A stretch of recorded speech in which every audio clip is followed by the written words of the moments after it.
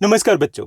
आज हम पढ़ने और समझने वाले हैं क्लास 7th और 8th की जेनरिक वर्कशीट नंबर 19 यानी कि जेनरिक कार्यपत्रक संख्या 19 को। यह आपकी 28 जुलाई 2021 की वर्कशीट रहेगी और आज की वर्कशीट आपकी एसएसटी सामाजिक विज्ञान की वर्कशीट है, जिसमें हम एक कॉमन बेसिक टॉपिक हम डिस्कस करने वाले हैं। जैसा कि आप सभी को पता है, क्लास 7th और 8th की जो जेनरिक वर्कशीट होती है उसमें एक common basic easy topic discuss किया जाता है, जो क्लास 7th और क्लास 8th दोनों के लिए इंपॉर्टेंट होता है। आज हम बात करेंगे संसद की, पार्लियामेंट की। संसद क्या होती है, उसके क्या फंक्शन होते हैं, ये सब कुछ हम इस वर्कशीट में डिस्कस करेंगे। तो भारत में सरकार के 3 अंग होते हैं, ठीक। कौन से 3 अंग होते हैं? एक कार्यपालिका, एक न्यायपालिका और एक होती है विधायिका। जो विधायिका होती है वो है हमारी संसद।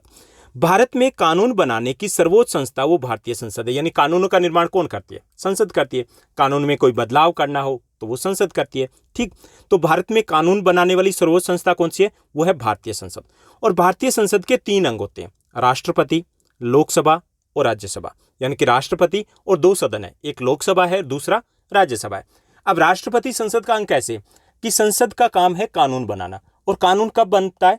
कानून तब बनता है जब राष्ट्रपति उसका अनुमोदन करते हैं, उसके ऊपर हस्ताक्षर करते हैं। ओके, तो इसलिए राष्ट्रपति भी संसद का ही अंग माने जाते हैं।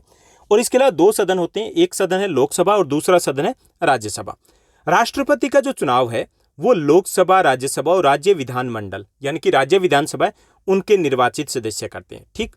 यानी कि राष्ट्रपति का चुनाव है, उसके लिए हम हमारे पेरेंट्स वोट नहीं डालते। उसके लिए वोट कौन डालते हैं? उसके लिए जो हमने प्रतिनिधि चुने हैं, लोकसभा के सदस्य हैं, राज्यसभा के सदस्य हैं, राज्य विधानसभा जैसे दिल्ली की विधानसभा, इसमें 70 सदस्य हैं। तो ऐसे सभी राज्यों की विधानसभा के निर्वाचित सदस्य वो उसमें चुनाव में भाग लेते हैं, वोट डालते हैं, उससे होता है राष्ट्रपति का चुनाव। लेकिन इसमें एक और चीज आपको ध्यान रखना है कि निर्वाचित सदस्य, केवल जो चुने हुए सदस्य हमने चुने वही सदस्य उसमें भाग लेते हैं, न कि जो निर्वाचित के अलावा भी होते हैं, जो मनोनीत होते हैं। मनोनीत मतलब राज्यसभा और लोकसभा में कुछ सदस्यों को राष्ट्रपति अपॉइंट कर सकता है बिना चुनाव के, वो सदस्य इसमें भाग नहीं लेंगे। क्लियर? तो यहां तक समझ में आ गया होगा कि भारत में सर्वोच्च कानून बनाने वाली संस्था है वो संसद है। संसद के 3 अंग होते हैं, राष्ट्रपति, लोकसभा और राज्यसभा। और राष्ट्रपति का चुनाव है वो लोकसभा और राज्यसभा के साथ साथ जो राज्य विधानसभा है उसके निर्वाचित सदस्य करते हैं। क्लियर? अब हम संसद की बात करेंगे तो संसद के 2 सदन होते हैं, लोकसभा और राज्यसभा। लोकसभा उसको निम्न सदन बोलते हैं। क्या बोलते हैं उसको? निम्न सदन, निचला सदन। और राज्यसभा उसको कहते हैं उच्च सदन। लेकिन है उल्टा शक्तियों के मामले में। लोकसभा वो ज्यादा शक्तिशाली है जबकि राज्यसभा वो कम शक्तिशाली है, ठीक। यानी कि निम्न सदन है वो शक्तिशाली ज्यादा है, उच्च सदन है वो शक्तिशाली कम है, ठीक। 2 सदन है, लोकसभा और राज्यसभा। लोकसभा के कुछ जो कुल सदस्यों की संख्या वो है 545। 543 जमा 2 कितने हैं? 545। इसमें से 543 जो मेंबर्स हैं वो जनता द्वारा चुने जाते हैं। और 2 सदस्य है वो एंग्लो इंडियन यानी कि आंग्ल भारतीय समुदाय के हैं, वो मनोनीत करता है राष्ट्रपति। ओके, राष्ट्रपति उनको मनोनीत करते हैं, ठीक। यानी कि उनका चुनाव नहीं होता, इसलिए हम 543 जमा 2 कह सकते हैं, यानी कुल सदस्य हो गए 545, ठीक। उसके बाद राज्यसभा की बात की जाए जो कि उच्च सदन है और कम शक्तिशाली है, उसके कुल सदस्य हो सकते हैं मैक्सिमम 250, ठीक। उसमें से 238 सदस्य हैं, इनका चुनाव राज्यों के विधानमंडल के द्वारा होता है, यानी कि राज्य की जो विधानसभा है उसके सदस्य चुनते हैं राज्यसभा के सदस्यों को, ठीक। जैसे दिल्ली में है तो दिल्ली में 3 सदस्य राज्य विधानसभा वो 3 सदस्यों का चुनाव करती है राज्यसभा के लिए। क्लियर? और इसमें 12 सदस्य उनको राष्ट्रपति मनोनीत कर सकता है, ठीक। लोकसभा में कितने मनोनीत कर सकता है? 2। यहाँ कितने कर सकता है? 12। यहाँ कुल सदस्य कितने होते हैं? 545। यहाँ कितने होते हैं? 250 हो सकते हैं। 238 का चुनाव होगा और 12 अपॉइंटेड हो गए, मनोनीत होंगे। यहाँ पे 543 का चुनाव होगा और 2 यहाँ पर मनोनीत होंगे। तो ये आपको समझ में आ गया होगा कि संसद के 2 सदन है, लोकसभा जो निम्न सदन है और राज्यसभा जो उच्च सदन है, ठीक। अब हम इस पर आधारित कुछ प्रश्नों को डिस्कस करते हैं। तो चलिए देखते हैं। पहला जो हमारा प्रश्न दिया गया ये काफ़ी इंपॉर्टेंट है, आपको अपने पेरेंट्स के साथ भी डिस्कस करना है। पहला जो हमारा प्रश्न है, अपने लोकसभा क्षेत्र और सांसद का नाम पता करके आपको लिखना है, ठीक। आप किससे पूछोगे? अपने पेरेंट्स से पूछ सकते हो, अपने चाचू से पूछिए, अपने दादू से पूछिए, दादी से पूछिए, अम्मी से पूछिए, ठीक है। उनसे पूछिए कि आप किस लोकसभा क्षेत्र में हो और आपके सांसद का नाम क्या है। मैंने यहाँ पर सभी लोकसभा क्षेत्र और उनके सांसद का नाम यहाँ पे लिख दिया है। आप इसमें से जिस भी लोकसभा क्षेत्र में आते हो वहाँ का नाम लिखना है और वहाँ के सांसद का नाम लिखना है। ठीक, तो यहाँ पर जैसे उत्तर पूर्वी दिल्ली में अगर रहते हो तो वहाँ के सांसद है मनोज तिवारी।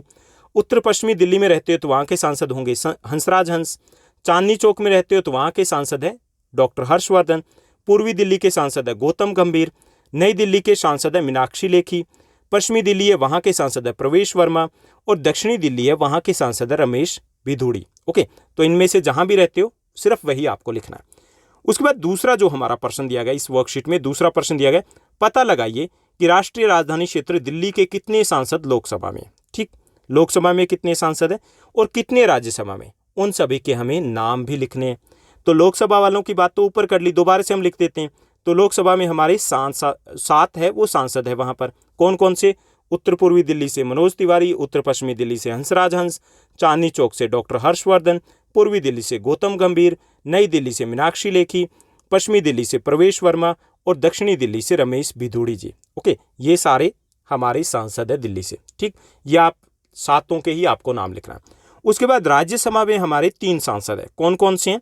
राज्यसभा के हमारे सांसद है संजय सिंह, दूसरे एनडी गुप्ता और तीसरे सुशील गुप्ता, तीनों ही आम आदमी पार्टी के हैं। ओके, उसके बाद तीसरे प्रश्न की बात करें तो हमारा तीसरा प्रश्न दिया गया कि राष्ट्रपति द्वारा कितने सदस्यों को लोकसभा और राज्यसभा के लिए मनोनीत किया जा सकता है। ठीक, तो राष्ट्रपति लोकसभा में 2 सदस्य और राज्यसभा में 12 सदस्यों को मनोनीत कर सकता है, बिना चुनाव के अपॉइंट कर सकता है। क्लियर।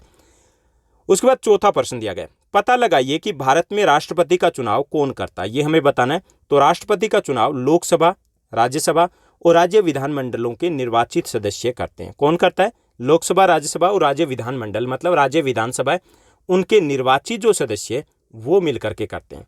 तो ये थी हमारी एक और आसान, बेहद आसान वर्कशीट। उम्मीद करता हूँ सब कुछ अच्छे समझ में आया होगा। अगर आपको ये वीडियो, ये वर्कशीट अच्छी लगे तो इस वीडियो को लाइक करना और अपने फ्रेंड्स के साथ, एटलीस्ट 5 फ्रेंड्स के साथ शेयर करना मत भूलिएगा। और हाँ, अपने नेम और अपने स्कूल नेम के साथ कमेंट जरूर कीजिएगा, ताकि मुझे भी आइडिया लगे कि मेरे यहाँ पर जो इस वीडियो को देख रहे हैं वो स्टूडेंट्स दिल्ली के किस कोने से। Thank you, bye bye, have a nice day. मिलते हैं नेक्स्ट वीडियो में।